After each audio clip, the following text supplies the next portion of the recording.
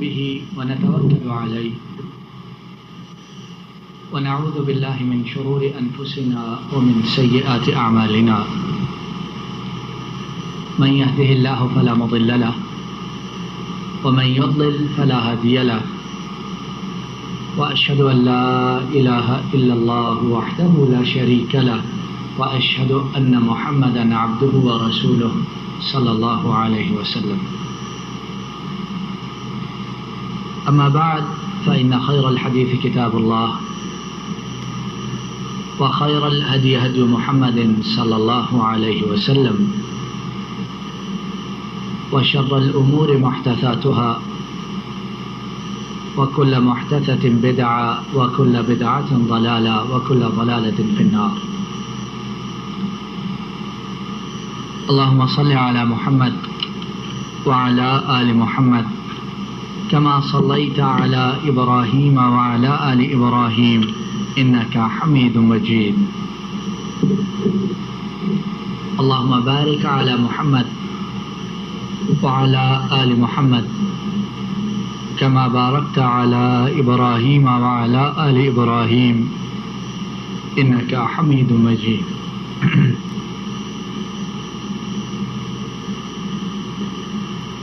أعوذ بالله من الشيطان الرجيم. ويسألونك عن ذي القرنين قل سأتلو عليكم منه ذكرا إنا مكنا له في الأرض وآتيناه من كل شيء سببا فأتبع سببا. اللہ رب العالمین کی توفیق سے کچھ دروس سے ہم سورۃ الکہف کو قرآن اور سنت کی روشنی میں پڑھنے اور سمجھنے کی کوشش کر رہے ہیں. تو آج اللہ رب العالمین کی توفیق سے پچھلے درس میں جہاں تک پہنچے تھے بات کو جوڑتے ہوئے انشاءاللہ آگے چلاتے ہیں. پچھلے درس میں ہم نے بات یہاں تک کی تھی کہ حضرت خضر انہوں نے حضرت موسیٰ علیہ السلام انہیں تینوں واقعات کی علت سے، تینوں واقعات کے سبب سے، تینوں واقعات کی وجہ سے اور تینوں واقعات کے اندر جو علم حضرت موسیٰ سے پوشیدہ اور جن کا حضرت خضر کو علم تھا، حضرت خضر نے وہ تمام باتیں، تمام علتیں، تمام وجوہات حضرت موسیٰ کو بتلا. جو کشتی ہے اس میں سوراخ اس لیے کیا کہ اس کے چلانے والے مسکین ہیں اور آگے کے ملک میں، آگے کے علاقے میں ایک بادشاہ ہے جو ہر صحیح کشتی کو چھین کر اپنے پاس رکھ لیتا اور اس کے جو مالک ہیں انہیں محروم کر کے لوٹا دیتا ہے. بچہ جسے قتل کیا گیا اس کا سبب یہ بیان فرمایا کہ یہ بچہ بڑا ہو کر کافر ہوتا اور اپنے والدین کے ایمان کو بھی خراب کرتا اور دیوار جو درست کی گر رہی تھی اسے دوبارہ اللہ کے حکم سے قائم اور سیدھا کر دیا. اس کا سبب یہ بیان کیا کہ اس کے نیچے 2 یتیم بھائیوں کا خزانہ تھا اور ان کا والد ایک نیک آدمی تھا اور دیوار کو اس لیے درست کیا کہ وہ خزانہ باقی رہے تاکہ وہ دونوں جب جوان ہوں تو اس خزانے کو نکال لیں اور اس سے فائدہ اور نفع حاصل کریں. اس کے بعد حضرت موسیٰ علیہ السلام اور حضرت خضر ان میں جدائی، ان میں فراق ہو جاتا ہے، علیحدہ علیحدہ ہو جاتے ہیں. اور ایک حدیث میں نبی کریم صلی اللہ علیہ وسلم ارشاد فرماتے ہیں کہ ہماری تو چاہت یہ تھی کہ حضرت موسیٰ حضرت خضر کے ساتھ کچھ اور دیر ٹھہرتے جو جو واقعات ہوتے ان کے متعلق سوال خود نہ کرتے، جلدی نہ کرتے، تو ہمیں مزید واقعات کا اور مزید باتوں کا پتہ چلتا۔ اب جہاں یہ واقعہ ختم ہوتا ہے، اس کے بعد ایک نئے واقعہ کی ابتدا ہوتی ہے۔ وَيَسْأَلُونَكَ عَنْ ذِي الْقَرْنَيْنِ قُلْ سَأَتْلُو عَلَيْكُمْ مِنْهُ ذِكْرًا۔ ساتھیوں کو یاد ہوگا کہ مکہ کے کافر جب مدینہ اور تب یثرب اس کے یہودیوں کے پاس سے ہو کر پلٹے تو انہوں نے نبی کریم صلی اللہ علیہ وسلم سے 3 سوال کیے تھے۔ پہلا سوال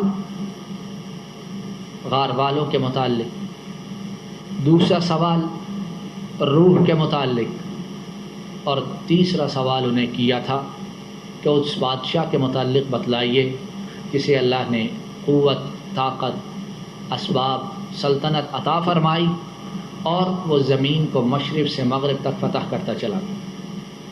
ان 3 سوالوں کے جواب مانگے۔ اب جو واقعہ کی ابتدا ہے وہ اسی تیسرے سوال کا جواب ہے۔ وَيَسْأَلُونَكَ عَنْ ذِي الْقَرْنَيْنِ، اور یہ آپ سے ذو القرنین کے متعلق سوال کرتے ہیں۔ قُلْ سَأَتْلُو عَلَيْكُمْ مِنْهُ ذِكْرًا، آپ کہہ دیجئے کہ میں ان کا تھوڑا سا حال تمہیں پڑھ کر سناتا ہوں۔ ذو القرنین کی کچھ باتیں میں آپ کو بتلاتا ہوں جو اللہ رب العالمین نے مجھ پر وحی فرمائی۔ اِنَّا مَكَّنَّا لَهُ فِي الْأَرْضِ وَآتَيْنَاهُ مِنْ كُلِّ شَيْءٍ سَبَبًا، ہم نے اسے زمین میں قوت عطا فرمائی اور اسے ہر چیز کے سامان بھی عنایت فرمائے۔ مقصد کیا کہ وہ ایک قوت والا، طاقت والا، سلطنت والا بادشاہ تھا۔ اللہ نے اسے زمین والوں پر فتح مندی، ظفر مندی عطا فرمائی، اور اس کے ساتھ ساتھ یہ ہے کہ بادشاہت کو قائم رکھنے کے لیے جن اسباب کی، جس ساز و سامان کی، جس قوت و طاقت کی ضرورت ہوتی ہے، اللہ رب العالمین فرماتے ہیں کہ ہم نے ان میں سے ہر چیز، ہر سبب میں سے اسے کچھ نہ کچھ عطا فرمایا۔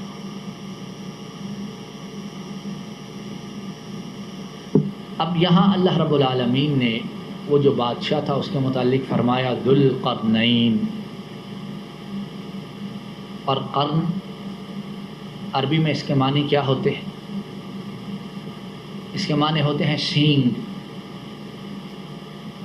اور قرنین تثنیہ کا صیغہ ہے، اس کا مطلب ہے 2 سینگ، اور ذو کا مطلب والا، صاحب، یعنی وہ بادشاہ جو 2 سینگوں والا تھا۔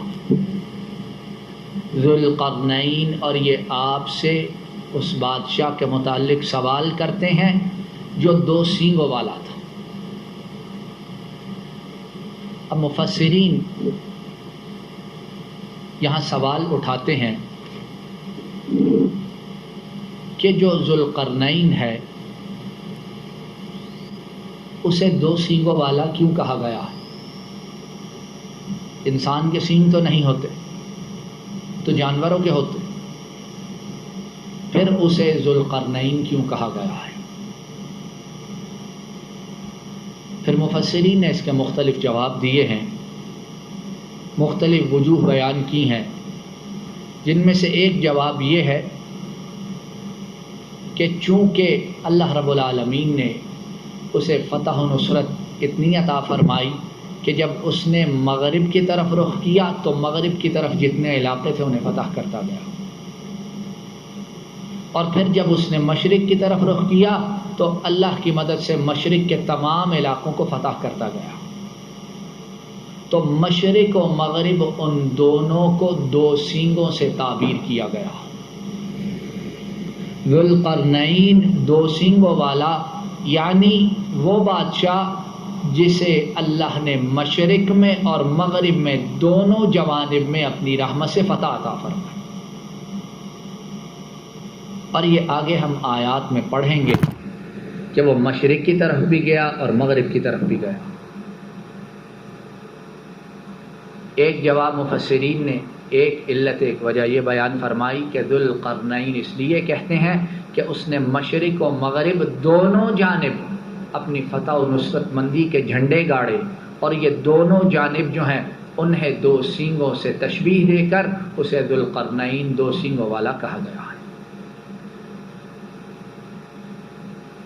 بعض مفسرین کہتے ہیں کہ نہیں، ذو القرنین دو سینگوں والا اسے اس لیے کہا جاتا ہے کہ اس نے اپنے بالوں کی دو چٹیاں بنا رکھی تھی. اس نے اپنے بالوں کو دو چٹیاؤں میں گوندھ رکھا تھا، ایک دائیں طرف ایک بائیں طرف، اور ان دونوں چٹیاؤں کو سینگوں سے تعبیر کیا گیا اور اسے کہا گیا ہے کہ دو سینگوں والا. اس کے علاوہ کچھ اور وجہیں اور کچھ اور علتیں بھی علماء نے بیان کی ہے، لیکن ہم ان دو کو ذکر کر کے ہی آگے بڑھتے ہیں. اب ممکن ہے یہاں کوئی سوال کرے کہ جب مفسرین نے کہا کہ اس کی دو چٹیائیں تھیں دائیں طرف بائیں طرف، اس نے اپنے بالوں کو دو جانب باندھ رکھا تھا، تو پھر یہ آج کل کے جو نوجوان ہیں جو مغرب کے پیچھے دیوانے ہو کر خوب لمبے لمبے بال رکھتے ہیں حیوانوں جیسے، اور بعض آج کل ایسے بھی نظر آتے ہیں جو پیچھے چٹیاں لٹکا کے رکھتے ہیں کہ نہیں؟ ایسے کام پر، جاب پر، مسجد میں، یونیورسٹی میں جائیں تو اس چٹیا کو چھپا لیتے ہیں، کالر کے اندر کر لیتے ہیں، اور جب باہر نکلتے ہیں گاڑی پہ بیٹھتے ہیں تو اس کو بھی نکال کے پیچھے ڈال لیتے ہیں. کئی مرتبہ دھوکہ ہوتا ہے کہ مرد ہے عورت ہے، ہوتا ہے کہ نہیں ایسا؟ اور چہرے کو انہوں نے ویسے ہی منڈا رکھا ہوتا ہے، بڑا مشکل ہوتا ہے پہچان. تو پھر وہ بھی درست ہے. پیدا ہوتا ہے کہ نہیں سوال؟ کیوں جی ہوتا ہے کہ نہیں؟ بات سمجھ آ رہی؟ جب ذوالقرنین، اس کی وجہ تسمیہ کے متعلق بعض مفسرین کا خیال ہے کہ اس نے بالوں کی دو چٹیاں بنا رکھی تھی، بالوں کو دو چٹیاؤں میں گوندھ رکھا تھا، تو پھر یہ لمبے بال اور چٹیاں درست ہے؟ نہیں. بات یہ ہے کہ ہر پیغمبر ان پر جو شریعت نازل ہوتی ہے اس میں دوسرے پیغمبر کی شریعت سے اختلاف ہوتا ہے. کبھی تھوڑا ہوتا ہے، کبھی کیوں جی کبھی زیادہ ہوتا ہے. نبی کریم صلی اللہ علیہ وسلم آپ کی لائی ہوئی شریعت میں یہ چیز جائز نہیں ہے. بالوں کا اتنا بڑھانا عورتوں کی طرح اور ان کی چٹیائیں کرنا عورتوں کی طرح یہ اس امت کے مردوں کے لیے حرام ہے. کیوں؟ نبی کریم صلی اللہ علیہ وسلم نے ایک حدیث میں ارشاد فرمایا، اللہ کی لعنت ہو ان مردوں پر جو عورتوں کی شکل و صورت اختیار کرتے ہیں، اور اللہ کی لعنت ہو ان عورتوں پر جو مردوں کی شکل و صورت بناتی ہیں. اب یہ جو جوان ایسے کرتے ہیں یہ کس کی مشابہت اختیار کرتے ہیں؟ کیوں جی بولیے کس کی کرتے ہیں؟ عورتوں کی کرتے ہیں. اور جب عورتوں کی کرتے ہیں تو پھر اللہ کی لعنت کے مستحق ٹھہرے یا نہ ٹھہرے؟ شریعت محمدی صلی اللہ علیہ وسلم اس میں بالوں کا اتنا لمبا رکھنا کہ عورتوں سے مشابہت ہو، اور پھر ان کی چٹیائیں بنانا کہ دیکھنے والا دھوکے میں پڑ جائے، ایسا کرنے والا غلط کرتا ہے.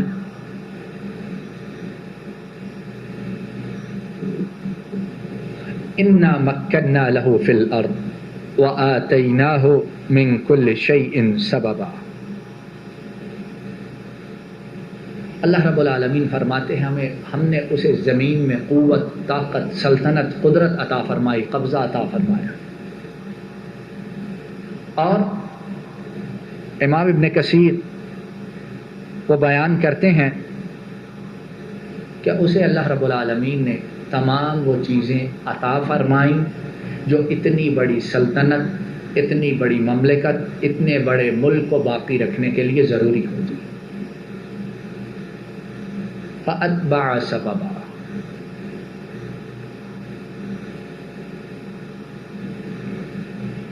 فَأَتْبَعَ سَبَبًا، اور پھر وہ ایک راہ کے پیچھے لگا. کیا مطلب؟ اس نے ایک طرف کا سفر اختیار کیا.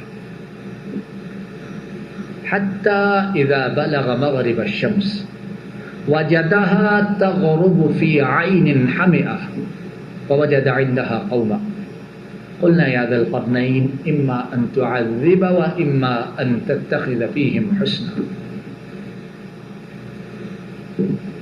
ذوالقرنین نے ایک راستے کو اختیار کیا اور کہاں پہنچے؟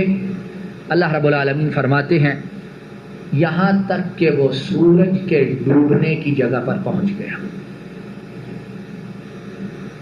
اور اسے ایک دلدل کے چشمے میں غروب ہوتا ہوا پایا، اور اس چشمے کے پاس ایک ایسی قوم کو پایا، اور اس چشمے کے پاس انہوں نے ایک قوم کو پایا. ایک راستے کو انہوں نے اختیار کیا، چلے حتیٰ کہ وہاں پہنچے جہاں سورج غروب ہوتا نظر آتا ہے، یعنی مغرب کی طرف سفر اختیار کیا. چلتے گئے حتیٰ کہ ایسی جگہ پہنچے کہ سامنے دلدل کا چشمہ ہے اور سورج اس میں غروب ہوتا نظر آ رہا ہے. اور جب آدمی سمندر کے کنارے کھڑا ہو اور سورج غروب ہو رہا ہو تو یوں محسوس ہوتا ہے جیسے وہ پانی میں ڈوب رہا ہے، حالانکہ وہ ڈوبتا پانی میں نہیں. کیوں کہ سورج تو آسمان پر ہے اور یہ پانی جو ہے یہ تو زمین پر ہے. تو یہاں مفسرین بیان کرتے ہیں کہ انہوں نے جو دیکھا کہ سورج ایک دلدلی چشمے میں غروب ہو رہا ہے وہ ہے کہ انسان جب سورج کو ڈوبتے ہوئے دیکھتا ہے تو جو اس کے احساسات ہوتے ہیں اس کو اللہ رب العالمین نے بیان فرمایا. کیوں کہ سورج تو آسمان پر ہی غروب ہوتا ہے، زمین پر نہیں آتا ہے. یعنی وہ مغرب کی جانب جب چلے تو فتح کرتے ہوئے اللہ نے ان کی مدد اس طرح کی کہ زمین کے آخری کنارے تک پہنچ گئے کہ جہاں سے اب سمندر شروع ہو جاتا ہے، خشکی ختم ہو گئی اور تری کی ابتدا ہو جاتی ہے. اور سورج کو غروب ہوتے ہوئے انہوں نے دلدلی چشمے میں